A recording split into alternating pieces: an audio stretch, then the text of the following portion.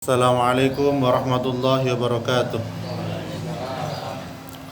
Innal hamdalillah nahmaduhu wa nasta'inuhu wa nastaghfiruh wa na'udzu billahi min shururi anfusina wa min sayyiati a'malina. Asyhadu an la ilaha illallah wahdahu la syarika lah wa asyhadu anna Muhammadan 'abduhu wa rasuluh. Amma ba'd. Rabbi shrah li sadri wa yassir li amri wahlul 'uqdatam min lisani yafqahu qawli. A'udzu bi kalimatillahi tammah min kulli syaitani wa hammah wa min kulli 'ainin lamah. Alhamdulillah, bapak-bapak sekalian yang dirahmati Allah. Bersyukur kita kepada Allah Subhanahu wa taala atas segala nikmat yang diberikan kepada kita sekalian, nikmat iman, nikmat Islam, dan nikmat kita pada kesempatan ini insyaallah bisa menyelesaikan Ramadan kita di sampai tahap terakhir sekarang ini. Kita berdoa kepada Allah Subhanahu wa taala, mudah-mudahan amalan kita diterima oleh Allah Subhanahu wa taala. Begitu banyak saudara kita pada saat ini pun mempersiapkan menyambut datangnya hari raya yaitu Idul Fitri. Sebenarnya sangat menarik ketika ada yang mengusulkan bagaimana kalau mudik ataupun ketika merayakan hari raya itu diganti dengan hari raya Idul Adha, ya. Itu bagus sebenarnya. Karena apa? Orang tidak bingung menyiapkan segala perbekalan, ya, kue, jajan, pakaian dan lain sebagainya pada puasa bulan Ramadan. Karena nopo? Eman pahala itu terkuras untuk menyiapkan kebutuhan-kebutuhan rumah tangga, untuk menguras tenaga, menguras pikiran, menguras kantong, rawatan nggih. Kali menguras pahala yang harusnya maksimal iktikaf di masjid, tetapi dibuat iktikaf teng pasar, teng toko-toko, teng mall dan lain sebagainya. Buktine napa? Panjenengan cobi lewat teng Paken. Kinten-kinten antrian mboten? Penuh, sedangkan masjid mulai sepi. Nah ini kebalik. Teng Masjidil Haram saat ini kita berpon, full ngalang-alang ibadah haji. Banyaknya nih, full teng Masjidil Haram full. Nah, karena apa? Tahu mana momen banyak pahala yang harus didapatkan, ya, dan mana yang di luar itu. Jadi ngoten. Jadi nuwun sewu kita umat Islam belajar istilahnya cuek dengan kondisi yang tidak sesuai dengan syariat. Jadi ngoten. Karena persiapan ini menguras tenaga yang sangat banyak.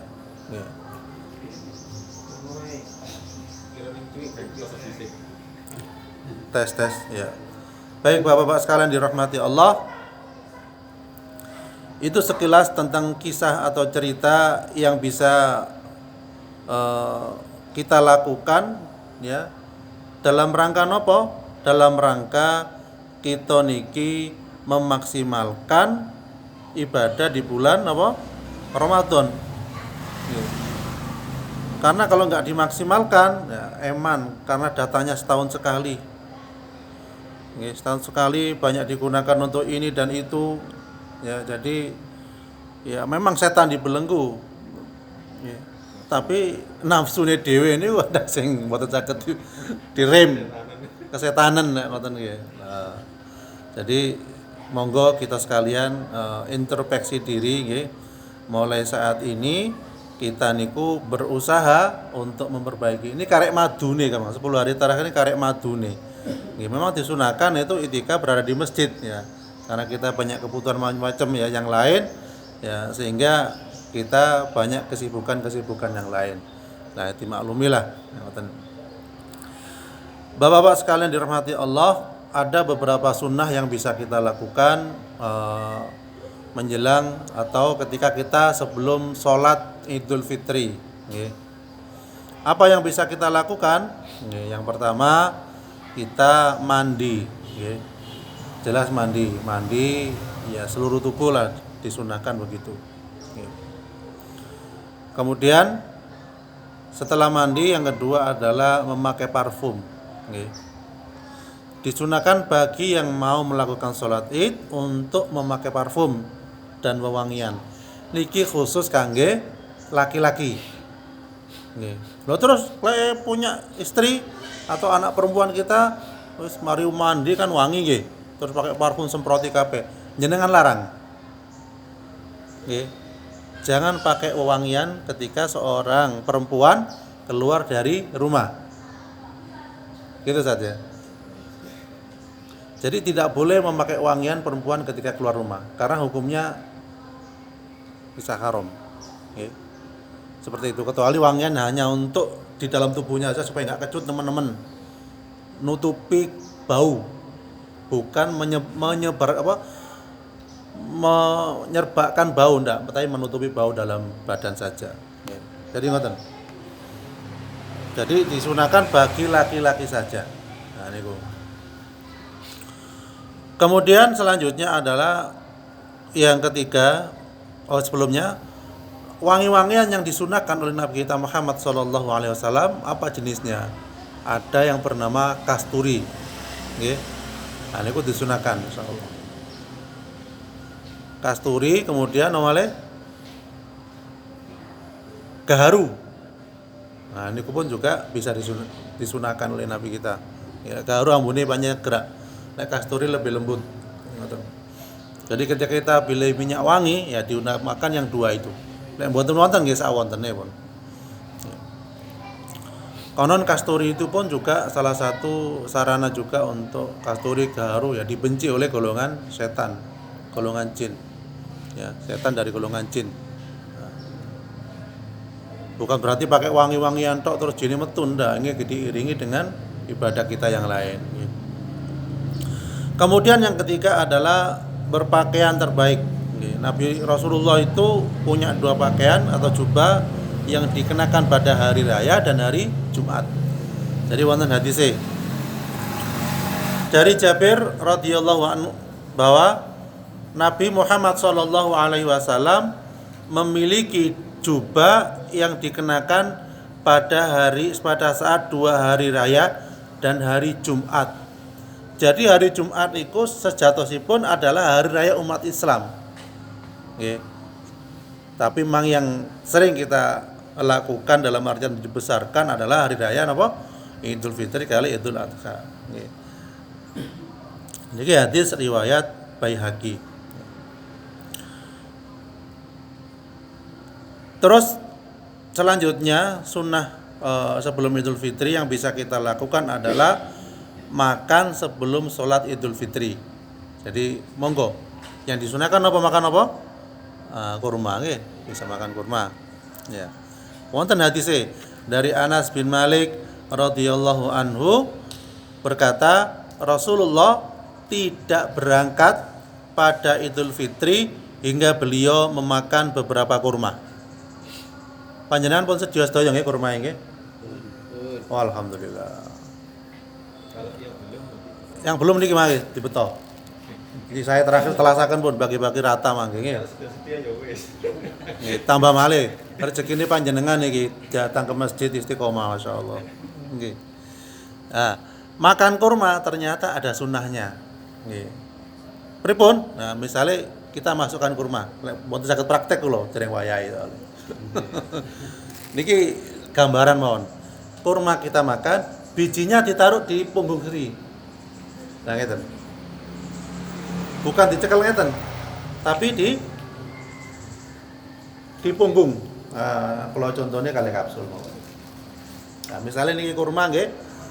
Niki kita ketika dari nun sewu dari mulut kita niku ditaruh di punggung ngeten. Ya. Jadi ngeten iki, makanya disalah. Nggih.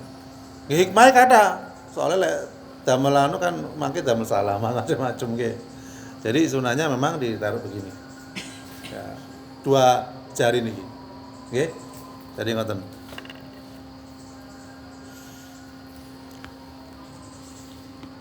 Lah kurma niki sedatusipun harus sebaiknya menjadi kebiasaan makan kita. Nggih. Dibuat apa saja bisanya kurma. Panjenengan misalnya lari-lari seneng ngejus. Niku saged kurma dijus kali susu. Nggih. Misalnya ngejus nanas, gulane pun damel gula biasa, gendis biasa, tapi damel gula kurma. Nggih. Misalnya panjenengan damel ramuan yang kula sering ceritakan niku, misalnya apa-napa kaki sering kejulinu dan lain sebagainya, niku serai, jahe, kunyit, nawale lemon, yang buatan lemon nggih jeruk nipis, laos nggih saged sak wontene empon-empon teng griya niku bisa dicampuri madu utawi dimasukkan kurma ke dalam gelasnya. Nggih. Jadi mangke kan dimasukkan gelas ageng nggih. Kemudian kita ngerebus air mendidih, dimasukkanlah air mendidih ke dalam gelas sing sampun wonten serene. Ini pokok ukuran sak jempolan rata-rata. Sehari 2 kali saged. 1 jempol. Nggih, kunyite 1 jempol, jahene 1 jempol, serene kurang lebih lah 1 jempol. Ya kemudian jeruk nipise utawi lemone nggih sak 2 iris 3 iris mboten masalah nggih. Nah, kemudian untuk pemanisnya bisa pakai madu atau kurma. 3 kurma atau 5 kurma, yang penting ganjil. Ditutup riyin nggih, kemudian nunggu 10 menit, 15 menit lagi diaduk kali ditumbuk-tumbuk gitu. Supados hancur dan manis. Nah, itu bisa kita lakukan seperti itu. Ini rutin sehari 2 kali. Untuk kolesterol, asam urat dan lain-lain, untuk lambung dan lain-lain. Oke, insyaallah ini sarana ikhtiar kita untuk menjaga kesehatan. Kemudian jahenya itu apa ya ditembus? nggih diiris-iris, Pak. Mboten usah di blender, lek niki dituangkan mawon. Dituangkan mantun diiris-iris nggih. Disalap teng gelas ageng nggih sedaya niku, kemudian dituangkan air panas cuman ditutup. Mboten tok, mboten usah blender lek niki. Lek mau di blender nggih monggo, mboten menapa.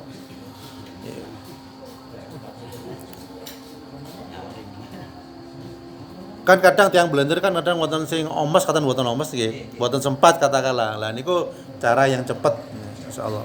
Dicom air panas. Buke pun dipeseni pun, Bu, gawekno niki. Diunjuk bareng-bareng. Lek enggak ada lambung maksudnya mboten kiat jahe nggih, mboten usah jahe. Jadi menyesuaikan kondisi tubuh kita.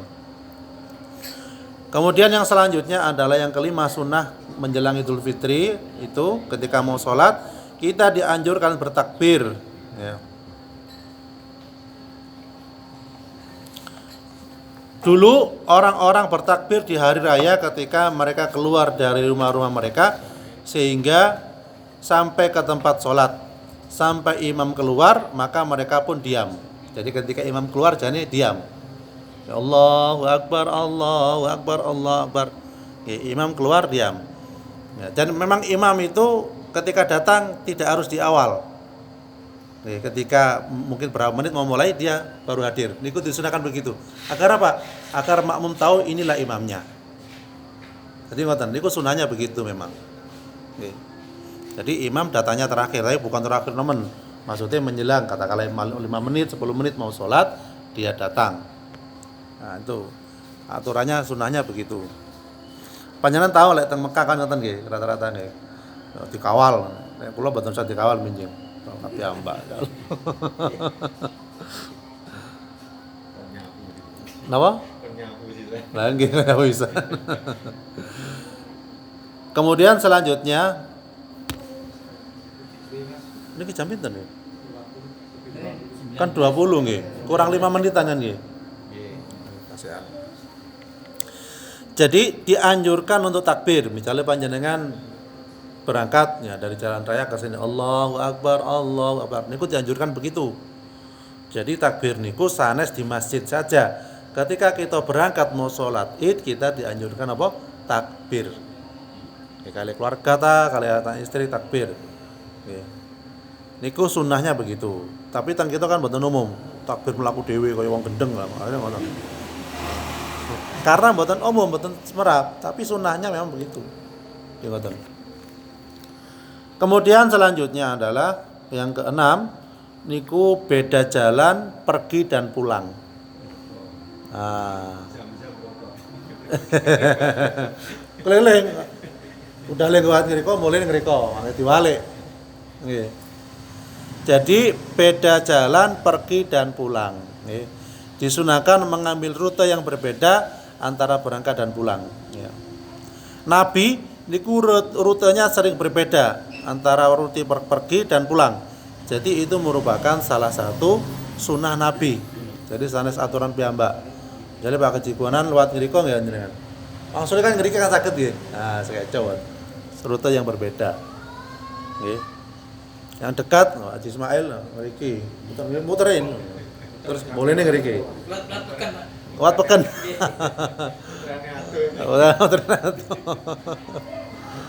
Oke, lewatan buatan semerap tiang-tiang waras ndak le. Tenang. Umay kono kok muter ono. Bingung. Oke, mau bingung tak kocai ta ngoten. Nah, ini termasuk salah satu sunnah Nabi. Jadi dimut-mut malih, diingat lagi bahwasanya sunnah Nabi sebelum sholat Idul Fitri yang pertama apa? Mandi. Yang kedua parfum. Yang ketiga pakaian terbaik. Yang keempat makan, nggih. Makan sebelum mangkur moy pun supe. Kemudian yang kelima takbir. Kemudian yang keenam adalah beda jalan ketika berangkat, nggih. Mugi-mugi kita sekalian ibadah diterima oleh Allah Subhanahu wa taala, nggih. Bersiwak mau salat, nggih, bisa masuk sunnah ketika mau salat bersiwak, nggih. Insyaallah ngoten yang bisa saya sampaikan, kurang lebihnya mohon maaf. Taqabbalallahu minna wa minkum. Mbok menawi kula nggak ada kesalahan, kelebatan teng panjenengan sedaya, ya selaku pemateri saya mohon maaf lahir batin, nggih. Mugi-mugi amal kita diterima oleh Allah Subhanahu wa taala. Subhanakallahumma hamdik, asyhadu an la ilaha illa anta, astaghfiruka wa atubu ilaik. Bismillahirrahmanirrahim. Dhahabat dhama'u wa badalatil uruq wa thabatatur insyaallah. Assalamualaikum warahmatullahi wabarakatuh.